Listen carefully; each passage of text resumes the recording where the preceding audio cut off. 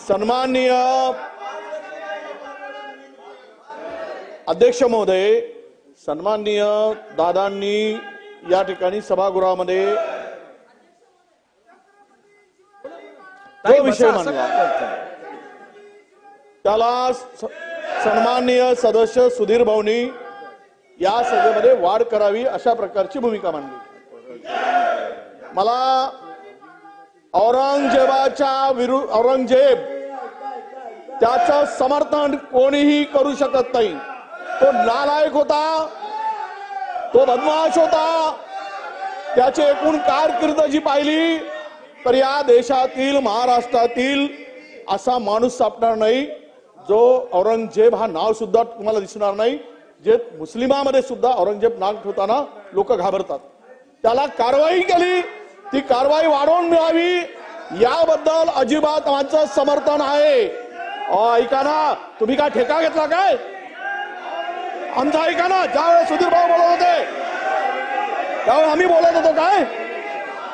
आता मला सांगा अध्यक्ष महोदय, अबू आजमीनी केलेलं वक्तव्य त्याच्या सजेत वाढ झालीच पाहिजे, परंतु छत्रपती शिवाजी महाराजांचा अवमान करणारे महाराष्ट्रात जो जो कोणी असेल त्याच्यावर कारवाई होणार की नाही?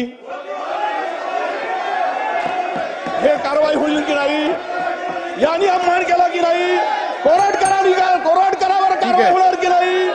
सन्मान्य सदस्य कारवाई होणार की नाही? सन्मान्य सदस्य खाली बसा। मान्य मंत्री महोदयांनी जो प्रस्ताव सभागृहासमोर मांडलेला आहे त्याच्यात जे उल्लेख केलेला आहे तेवढंच एक्सपल्शन आपण या अधिवेशनात करू शकतो असा आपला निर्णय आहे। मी आता सभागृहासमोर सदर प्रस्ताव मतास टाकतो। अनुकूल असतील त्यांनी होय म्हणावे, प्रतिकूल असतील त्यांनी नाही म्हणावे। होयचे बहुमत आहे, होयचे बहुमत आहे। ठराव एकमताने संमत झाला। बसून घ्या, लेंग कागदपत्रे सभागृहाच्या पटलावर ठेवणे। माननीय उपमुख्यमंत्री तथा वित्त व नियोजन मंत्री महोदय, मी आपल्या अनुमतीने कंपनी अधिनियम 2013च्या कलम 394 वस्तू व सेवा कर संस्था GSTN यांचा सन 2023-24चा वार्षिक अहवाल सभागृहासमोर मत ठेवतो। अहवाल सभागृहासमोर ठेवण्यात आला। सदर अहवाल विधिमंडळाच्या संकेतस्थळावर उपलब्ध करून देण्यात येईल।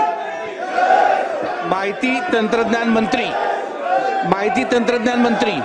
महोदय, मी आपल्या अनुमतीने राजीव गांधी विज्ञान व तंत्रज्ञान आयोग अधिनियम 2004च्या कलम 18 व 19 राजीव गांधी विज्ञान व तंत्रज्ञान आयोग यांचा सन 2022-23चा वार्षिक अहवाल सभागृहासमोर ठेवतो। सदर अहवाल विधानसभेच्या पटलावर ठेवण्यास झालेल्या विलंबाची कारणे सोबत जोडली आहेत। अहवाल सभागृहासमोर ठेवण्यात आला। सदर अहवाल विधिमंडळाच्या संकेतस्थळावर उपलब्ध करून देण्यात येईल।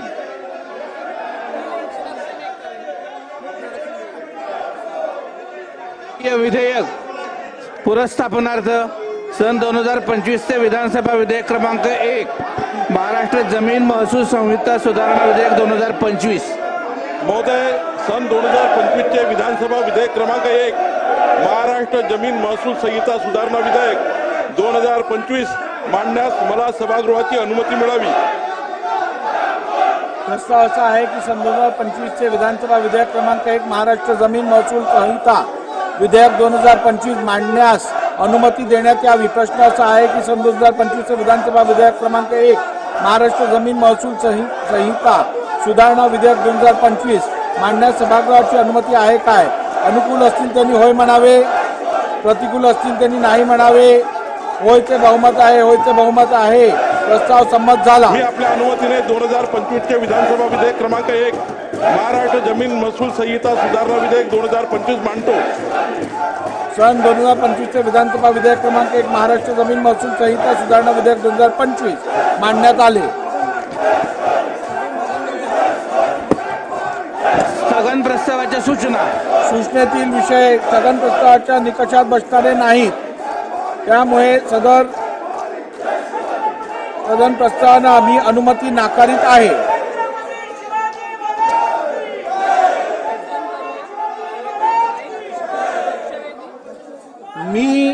तुम्ही कितीही प्रयत्न केलात तरी आता सभागृह काय तहकूब केला जाणार नाही. जागेवर बसा, दोघांनी जागेवर बसा.